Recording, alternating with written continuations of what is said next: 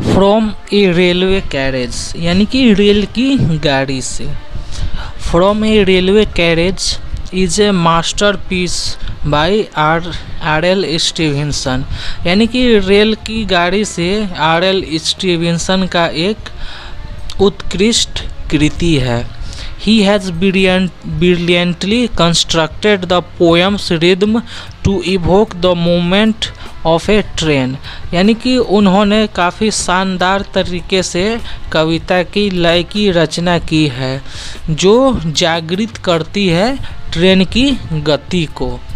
It is describe the various things we behind from a fast moving train यानी कि उन्होंने ढेर सारे चीज़ों का उन्होंने वर्णन किया है जो तेज़ी से जब ट्रेन जाती है तो उसके पीछे जो चीज़ जाती है उन्हीं का उन्होंने काफ़ी सही तरीके से वर्णन किया है। Faster than fairies faster than witches यानी कि परियों से भी तेज चुड़ैलों से भी तेज तो कौन चलती है तो ये रेलगाड़ी। Bridges and houses hedges and ditches यानी कि वो पुलों को पार करती हुई घरों को पार करती हुई घास के मैदानों और खाइयों को पार करते हुए जा रही है तो कौन तो रेलगाड़ी यानी कि रेलगाड़ी घरों खाइयों और घास के मैदानों से होते हुए गुजर रही है। And charging along like troops in the battle यानी कि वो ऐसे चल रही है जैसे जंग के मैदान के लिए सैनिक लाइन लगाकर लाइन से चलते हैं, ठीक उसी तरह ये रेलगाड़ी भी चल रही है।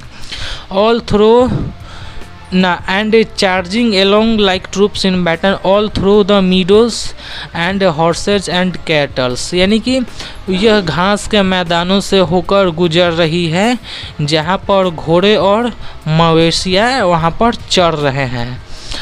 All of the side of the hills and plains fly a thick as driving rain यानी कि ये जो सारे पहाड़ियाँ और मैदानी इलाकों का दृश्य हमारे सामने एक मोटे बारिश की धार की तरह होते हुए गुजर जा रही है। यानी कि ये सारे दृश्य है जंग पर जाते हुए सैनिकों का, घोड़ों का, मवेशियों का, पहाड़ियों का और समतल मैदानों का।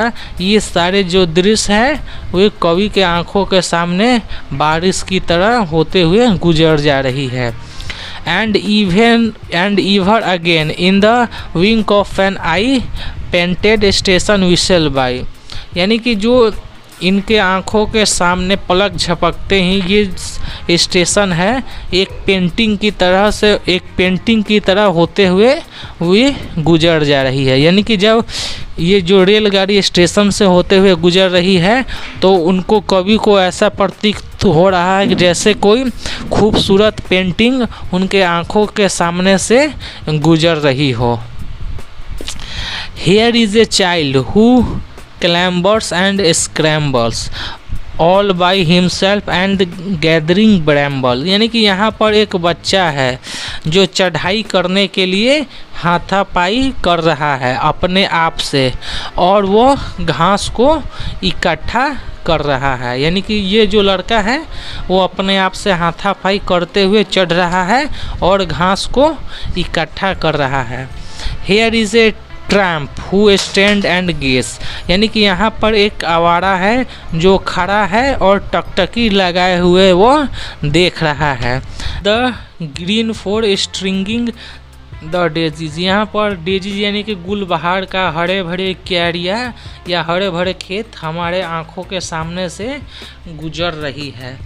Here is a cart run away in the road यानी कि यहाँ पर एक घोड़ा गाड़ी रोड पर दौड़ रही है यानी कि बेलगाम दौड़ रही है। Lumping along with main and load यानी कि वो अपने साथ आदमी और सामान को लादे हुए बेलगाम दौड़ रही है सड़क पर। And here is a hill and there is a river यानी कि यहाँ पर एक मिल यानी कि आटा चक्की है और वहाँ पर नदियाँ हैं यानी कि नदी है वहाँ पर। यानी कि यहाँ पर आटा चक्की है और वहाँ पर ये नदी है। यानी कि ये सारे बात रेलगाड़ी में बैठे हुए ये दो भाई बहन आपस में कर रहे हैं। Each a glimpse and gone for ever, यानी कि ये सारे हमारे आँखों के समक्ष झलक की तरह आ रहे हैं और हमेशा के लिए गायब हो जा रहे हैं। इनके लेखक रॉबर्ट लुइस स्टीवेंसन। तो आशा करता हूँ आपको ये एक्सप्लेनेशन पसंद आई होगी। जो भी कठिन वर्ड मीनिंग है उसको मैंने पेंसिल से लिख दिया हूँ। तो मिलते हैं नेक्स्ट वीडियो में।